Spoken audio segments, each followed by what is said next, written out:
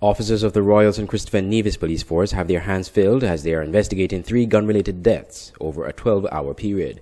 Officers on Nevis are investigating the shooting death of Lydia Jacobs, an employee of the Four Seasons Resort. According to a report by the police, Jacobs was retiring to her residence shortly before 11 p.m. on Friday evening when she was attacked. Sources tell SK Newsline that she was shot dead in her Grace Development Housing Scheme residence.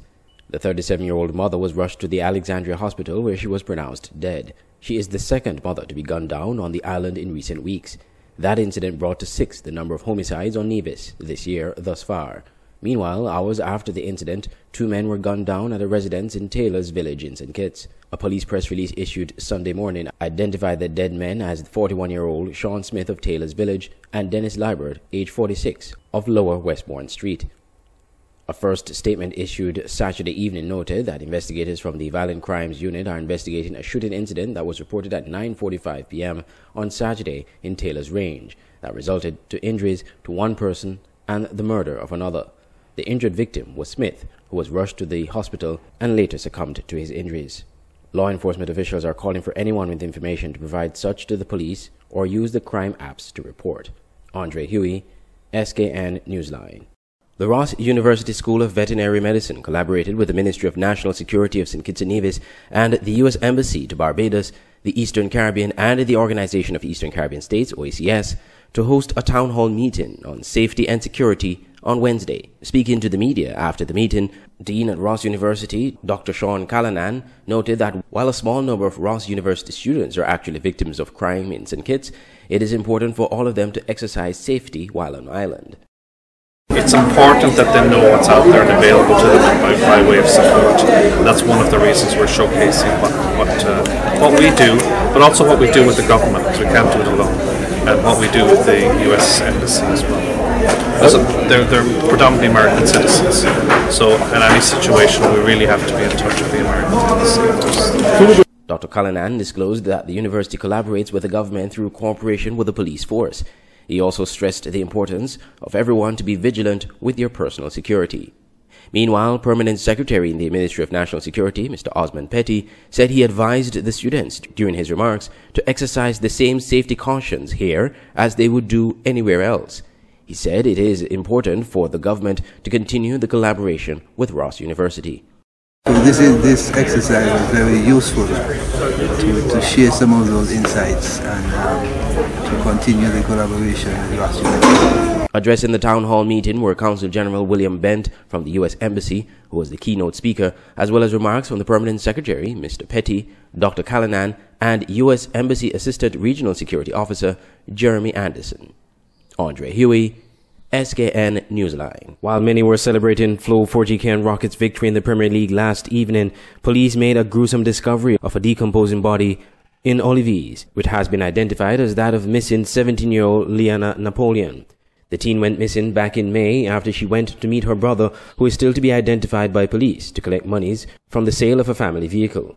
Napoleon was a 5th form student of the Basture High School and was at the time sitting CSEC examinations upon her disappearance. Police have not issued an official statement on the discovery. However, police sources have confirmed that the body is indeed that of the missing teen.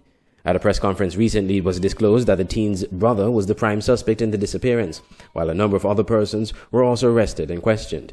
The police conducted searches in a number of areas, including that of Buckley's, where it is said that she was last seen. Sources tell SK Newsline that police were tipped off late Wednesday about the possible location of the teen's body. SK Newsline conveys condolences to the family and friends of Liana Napoleon. Andre Huey, SKN Newsline.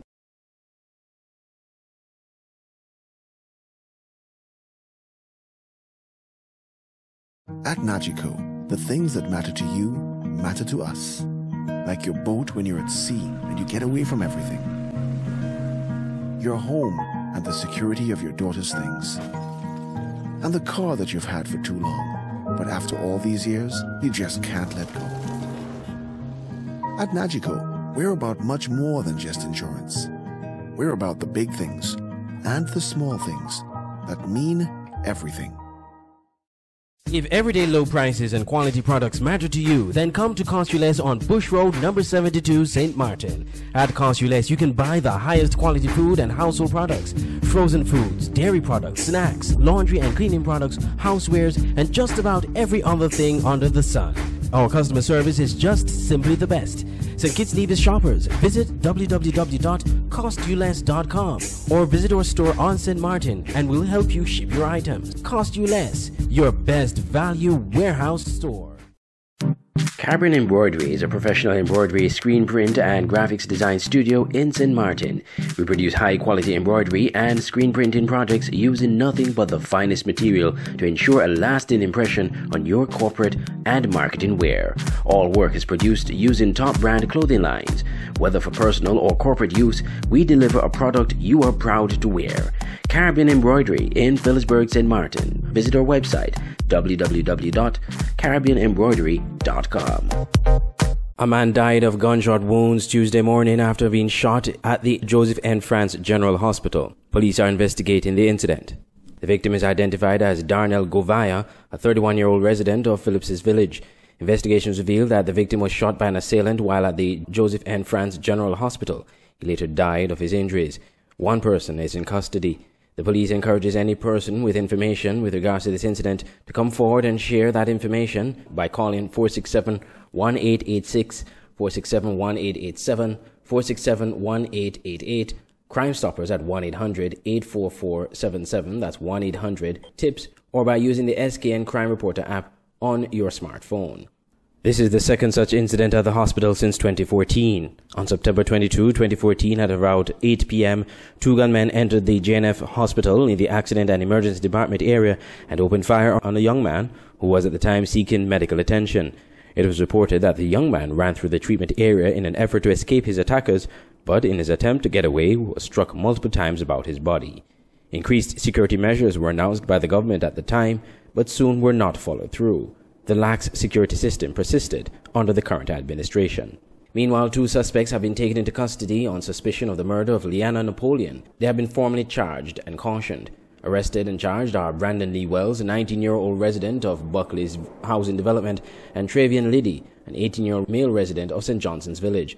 Both have been charged with the offense of murder and were charged on Saturday and Monday, respectively. A warrant in the first instance is in existence for Ivan Chinyman Phillip, the third suspect, who is not yet in custody. He is a 19-year-old male resident of Shadwell. He too will be charged with the offense of murder. Leona Napoleon was reported missing after last seen on Monday, May 8th. Her body was discovered on Wednesday, June 14th, in Olives. Head of the Crime Directorate, Assistant Commissioner of Police Andre Mitchell, in a press release, commended the investigators in this case, the volunteers who assisted with the searches, and the community for the information provided.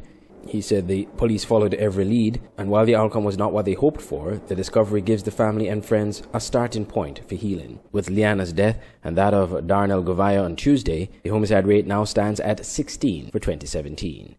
Andre Huey, SKN Newsline. Washington Archibald, affectionately known as Washi, has passed away. The social commentator and political activist was 83 years old. Washi started his teaching career in 1951 and was appointed principal of the senior school in 1965.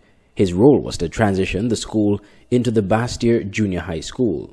In 1998, that school was renamed the Washington Archibald High School in his honor.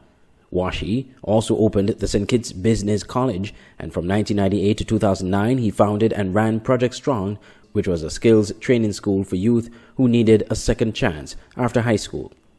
Prime Minister Timothy Harris, on Tuesday, in a statement, paid tribute to Washi. He said Washi played an important role in the political life of St. Kitts and Nevis and held an alternative view for the progressive development of the Federation.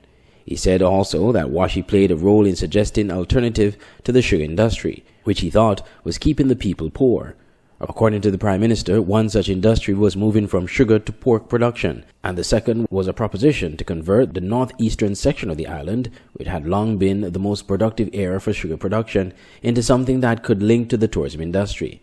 This led to the Whitegate development. Washington Archibald was one of 7 nationals of St. Kitts and Nevis who were conferred with the Independence 2015 awards for their contribution to the development of the Federation, and was conferred the Companion Star of Merit CSM award for his contribution to education. The Prime Minister acknowledged Washi's political advocacy as a member of the group Operation Rescue at a time of political turmoil in the country, with the non-tabling of the motion of no confidence against the previous administration. Meanwhile, opposition leader Dr. Denzel Douglas also paid tribute to Mr. Washington Archibald. He said Mr. Archibald identified persons with the innate skills in various circumstances and used his evening classes to make it possible for early school leavers to return to the classroom, and who today are able to boast of having PhDs, master's and bachelor's degrees and are in employment. He pointed out that it was a result of Mr. Archibald's sterling and dedication to education that his administration elevated the Bastyr Junior High School to a full secondary school and named it the George Washington Archibald High School. According to Dr. Douglas, since Mr. Archibald was a young man, he has always challenged the status quo. Reporting for SKN Newsline, I'm Andre Huey. The 21st Annual St. Kitts Music Festival hit a high point on Friday night with an eclectic mix of reggae, dancehall and hip-hop performances from RG's Third World, Shabba Ranks, Scratchy Bama, Movado, Ras Idren, and Highlight, as well as a performance from American alternative band The Goo Goo Dolls.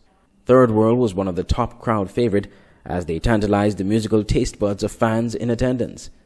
Keen to know that this is the first performance in St. Kitts for Third World since the passing of their famous frontman, Bunny Ruggs, who passed away 2 years ago. He was replaced by the ever-seasoned male vocalist A.J. Brown, who lived up to expectations. After their performance, they spoke about the thrill of performing at the St. Kitts Music Festival and how they go about choosing from their large catalogue of music to appease the fans. With the repertoire of Third World of so many good songs, and then we have to pick on them and we really do. But when we come to a place like St. Kitts, we always bounce it around with each other. Say, okay, what's suitable for here? And we do our best. He also had a message for young people involved in criminal activities in St. Kitts and Nevis in light of the spike in violent crime in the Federation. I mean, it's a phenomenon that's happening throughout the Caribbean, but basically speaking, there's so much talent that there's no need to do that. You know what I mean? There's so much talent in singing, in being artistic, painting, in being, you know, a sports person. Look at Usain Bolt, or look at, you know, other Caribbean athletes are doing really great for me. Why not try something like that? The performances of Shabba Ranks and Movado were also well received by the fans. The festival closed on Saturday night with a slew of performances from R&B acts, including K. Michelle from the USA. The ever-successful White Sands event at Carambola will round out the festivities on Sunday evening. Andre Huey, SKN Newsline. Anthony Johnson has been re-elected as president of the St. Kitts and Nevis Football Association, the SKNFA. Johnson defeated his opponent, Dr. Garfield Alexander, by a landslide of 21 votes to 4 during the executive elections on Sunday at the St. Kitts Marriott Resort. 25 clubs from all divisions were eligible to vote in the election, as the remaining clubs lost their voting rights due to inactivity. President Johnson at the podium promised to work diligently with his executive in the best interest of football on St. Kitts and Nevis. It's a passionate sport and we should fight on the field to win within the rules of fair play and discipline. But off the field, we should be a family. And today, for the first time in those 8 years, I can truly say that we are one family again. In an interview with the media afterwards, President Johnson hinted at an attempt to get government to be more involved in the development of football. We have already made verbal requests in meetings with the government, the Minister of Sports.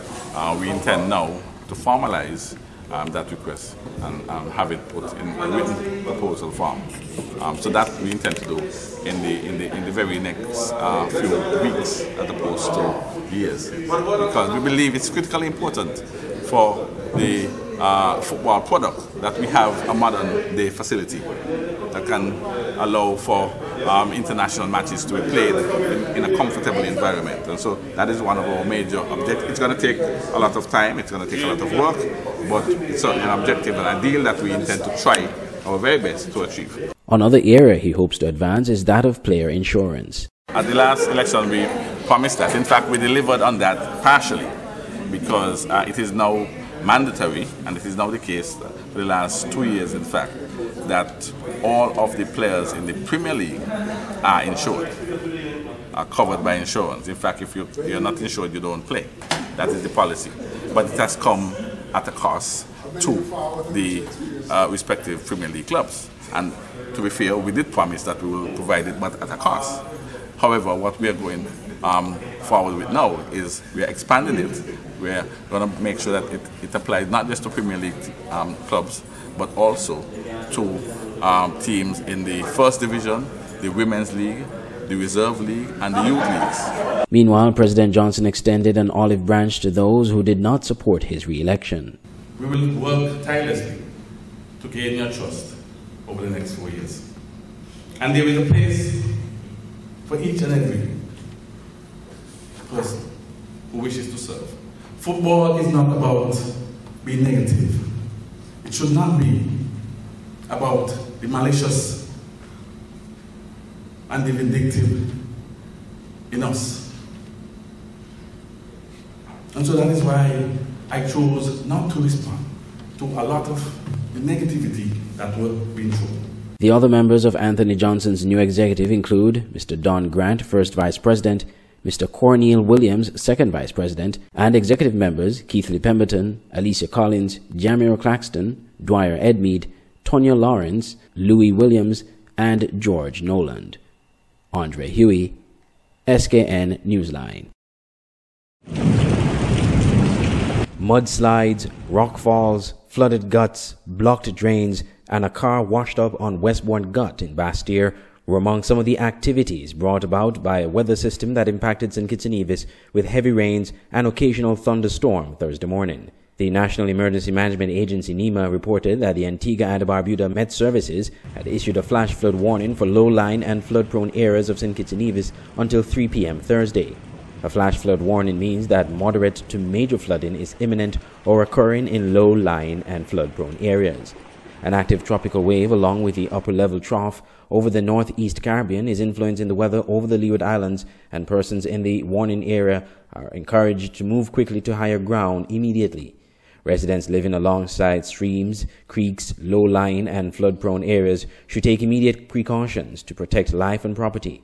Do not attempt to cross swift-flowing waters or waters of unknown depth by foot or by vehicle. Just 1 foot of flowing water is enough to sweep vehicles off the road, the Met Office said. According to the Met Office Thursday morning, up to 4.60 inches of rain have fallen in some places in the last 12 hours, and another 2 or more inches are likely in the next 6 hours. Hence, moderate to major flooding of low-lying and flood-prone areas is expected. Persons are urged to monitor the situation via the local radio and TV stations. This car, seen at the end of Westbourne Gut, belongs to a resident who lives in the area.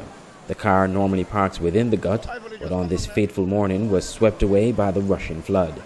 College Street Gut on Thursday morning was totally inaccessible to vehicle or pedestrian traffic, as seen here. During the course of the afternoon, very few people could be seen as they heeded the warning from the authorities to stay in a safe place. Up to news time, there were no reports of loss of life or any other exceptional damage to property. Andre Huey, SKN Newsline.